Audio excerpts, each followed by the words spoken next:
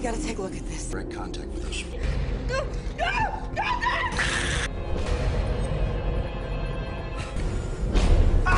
He's hell-bent on killing us.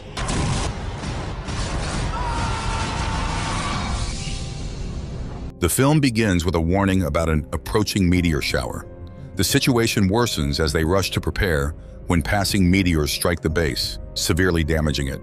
The building's pressure drops, communication fails, and multiple systems malfunction, including engine damage. Commander Gerard Branchman orders the evacuation of the entire crew to Earth and makes an urgent request for official assistance. The crew is in a dangerous situation because oxygen levels are low and power sources are failing. They are stranded on the barren lunar surface, with little hope of survival despite their best efforts. They quickly put on their oxygen masks after realizing there was insufficient oxygen in the air. After regaining oxygen, Bruce follows Gerard's instructions to activate the backup system, but they find a meteor-caused hole in the roof. John obeys Gerard's instructions to assess the damage and block off the area. Eva offers to do it, assuring them that she has prior experience with the CBL and is up to the task. To prevent future explosions, Gerard instructs them to close the hatch and seal off the bay area and driveway. To buy them some time, Gerard instructs Lance to refuel the area downstairs and ensure that the emergency pump is operational. They all leave to carry out their instructions. Gerard instructs Eva to quickly extinguish the flame and prepare for a rush of carbon monoxide when he opens the door. She enters after he opens the door and uses a fire extinguisher to put out the flames. According to Eva, there is damage to Bay 4. She tries to remove the meteor from the filter after noticing it, but it is heavy. A strong gust of air pushes her away as she levers it out. Bruce warns Gerard that they are on the verge of a catastrophic collapse, while Lance reports that a carbon dioxide leak is causing havoc. Bay 4 collapses while Eva is present. Bruce and Gerard decide to go put on their masks. They find her wedged beneath a cabinet and free her. After returning, they all close the door. Gerard points out that 95% of the energy stations are offline, so they will have to adjust to operating in the dark for at least the next 72 hours. He also displays the backup power flash. He claims it will take 92 hours to clear the area and dispatch assistance, and he emphasizes the importance of following standard emergency protocols. Rescue pods are not an option because they can only hold 2 people and may not be the best solution. Eva reports that there is a gas leak and that carbon monoxide levels are higher than normal. According to Lance, carbon monoxide has no color or smell and is extremely dangerous. It can result in death, disorientation, headaches, irritability, hallucinations, and blurred vision. When Gerard inquires about a remedy, Lance advises the crew to be cautious and keep an eye out for each other's symptoms. Gerard agrees to close the door and begin air filtration in order to address the carbon monoxide issue. They successfully remove carbon monoxide with the filters. Although the carbon dioxide levels are now extremely low, Gerard informs the crew that the process has consumed more fuel from the fuel cells.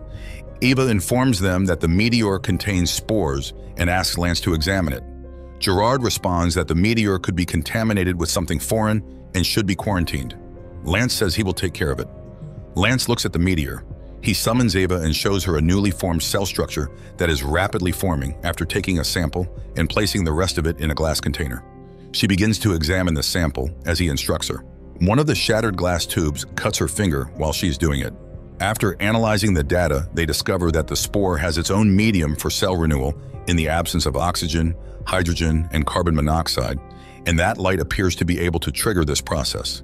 Lance explains that these spores resemble bacterial organisms in some ways.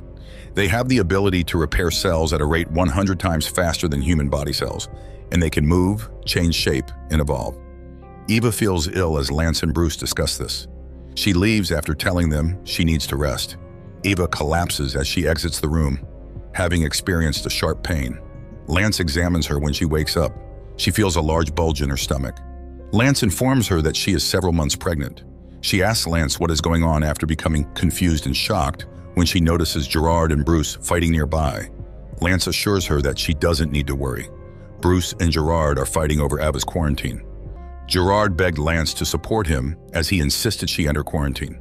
Lance informed him that she needed medical attention and could not be restrained.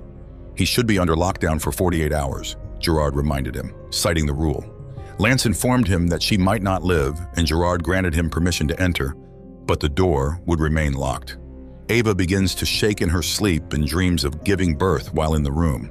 Lance tried to open the door but was unsuccessful. He informed Gerard that he needed unrestricted access to Ava. Gerard informed him that regulations prevented him from doing so, and that he would only be able to access it if he allowed it. Lance entered the room after he requested permission. Bruce and Lance discussed potential explanations for Ava's condition, but Lance was unable to respond because the power outage had rendered the majority of the equipment inoperable. Ava gave birth.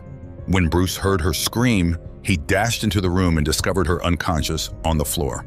After placing her on the bed, they began to examine her. They needed to leave the room, Gerard kept telling them. When Ava started screaming at Gerard, he left Bruce in the room and took her with him. Bruce began working on the channels of communication. He began recording a voice memo recounting the events. When Ava awoke, she screamed and pushed hysterically against the lab cabinets, believing there was an alien-like creature hovering over her. The others rushed in, consoled her, and assisted her back to her bed. When Bruce saw the alien, it bit him and ran out of the lab. When he told the others what had happened, they dismissed it as a result of carbon monoxide poisoning. Induced hallucinations. Ava tried to describe what she saw to Lance, but he also dismissed it as a hallucination. Lance was examining Bruce. Lance didn't believe Bruce when he claimed something had bitten him. Lance informed him that they could not draw any conclusions until he had the opportunity to examine Ava's bodily fluids. Bruce hears an unusual sound in the room and begins to investigate its source. He begins to have hallucinations as he investigates it. He suddenly notices the alien who bit him earlier hiding in an air vent. He scans the room frantically. Gerard interrupts Bruce by asking if he has started working on the solar panels yet. Bruce, shaken but unfazed, sets out to confront it. While he was working on this, the alien appeared. Bruce fixed it, and they were able to regain power. Lance informed Gerard that he was concerned about Bruce, who was experiencing hallucinations and paranoia. The alien begins to reveal a humanoid shape beneath its outer layer of skin. When the transformation is complete, it assumes John's appearance. Bruce stammered into his room, drunk. He began crying, unable to stop himself due to fear and confusion. He screamed in terror as he turned on his flashlight, surprised to see his own reflection staring back at him. Lance arrived alone, visibly upset. He instructed him to get on the treadmill and promised to treat him for carbon monoxide poisoning once he realized he needed to sober up. Bruce is following the directions and using the treadmill. As he sat down to drink some water, he heard the treadmill running and looked up to see himself. He burst into tears, believing he was experiencing hallucinations. Gerard noticed Ava's inadvertent finger injuries while watching the meteor examination footage. He questioned her about why she had not reported the incident and accused her of violating the rules. Ava, exasperated, demanded that he let her go or they would all be in danger. She noticed the alien impersonating Bruce in the area, but it vanished before Gerard could get a good look. She attempted to explain what she had seen during her previous meeting, but Gerard remained unconvinced. Gerard stumbled and fell while closing the door after receiving a blow to the back. When Lance arrived, he was unconscious on the floor. After waking him up, he instructed him to investigate what had happened to him. Gerard said Bruce attacked him, and he asked Lance to find him so he could question him about it. Lance set out to find Bruce. After freeing Ava, Bruce left the room. He confronted the alien in his room and told it he was no longer afraid. He noticed that the wound on his leg was getting worse. He tried to sever his wrist out of desperation, but he was too weak to do so. Rather, he took a lot of pills and drank alcohol to get them down. When Gerard entered Ava's room, she wasn't on the bed. When he saw her standing, he wondered who had set her free. Ava insisted that he couldn't tie her up there. She stabbed Gerard when he approached. He responded by giving her an injection, and Lance came over to help. They locked the room and placed her back in restraints before leaving. When Bruce awoke, his face had changed to a strange expression. He shattered the mirror in shock. Bruce the alien appeared and grabbed a fragment of the broken glass. Lance questioned Gerard about the medication he gave Ava, and Gerard explained that it was necessary because Ava disobeyed orders and concealed her contact with the contaminant. When Lance confronted Ava about her broken finger, she claimed that something had come out of her and begged him to let her go. She suggested that he ask Bruce because he did not believe her. After killing the original Bruce, the alien Bruce stole his clothes. Lance found Bruce's lifeless body in his room. He played a recording of Bruce discussing something that came from Ava and covered it. When the alien, posing as Bruce, attempted to harm Gerard, the man responded by grabbing a gun. With his gun in hand, he approached the door. When Lance arrived, he asked about the situation. Lance revealed that Bruce had died, and Gerard clarified that Bruce had attacked him. Lance, impersonating Bruce and moving around using the air shafts, informed Gerard that something was inside the station with them. They decided to let Ava go from captivity. Ava could sense what it was doing, so she knew Bruce was dead. She explained that when the creature bit Bruce, it extracted a sample of his DNA, allowing it to assume a similar form.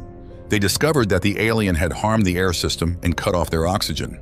Lance discovered the line had been severed when he and Ava went to repair it. Ava suspected that the alien was using her to track their movements while they attempted to flee. When she returned to confront the alien, it had assumed Bruce's identity. She opened the airlock to let it out, but not before it attacked her. Lance turned to close the door, but the extraterrestrial had done so before he returned. The alien then closed the door behind Lance and began the airlock's opening process. Ava and Gerard attempted to override it, but were unable to stop Lance's death. Ava and Gerard went to Bruce's room to see if they could find anything that would help. They started playing recordings they had found of him. He stated in the recording that using the escape pods to leave the station is their only chance of survival. They went to the escape pods and started getting them ready. Unfortunately, the alien opened the door, putting their oxygen supply at risk and allowing carbon monoxide to enter the room. Nonetheless, they continued to work on their escape strategy. In the launch bay, the alien approached Ava. When Gerard arrived, they had a fight. When Ava tried to help Gerard, the alien attacked her. It then moved into the launch bay, locking them out and preventing them from stopping the rocket. It launched both the alien and the pods. Gerard and Ava sat there, accepting their fate. They were suddenly able to communicate and witness the arrival of a rescue ship from Earth. They decided to hold their breath while running to the rescue shuttle. Authorities discovered the crashed escape pod back on Earth, but it was empty. Gerard sent them a message warning them about the danger that whatever was in the pod posed. The alien in the cave is still evolving in the final scene, implying that the threat is still active. The film eventually comes to an end. What would be your strategy to survive on the moon with limited oxygen and power? Any creative ideas? Until the next time, see you!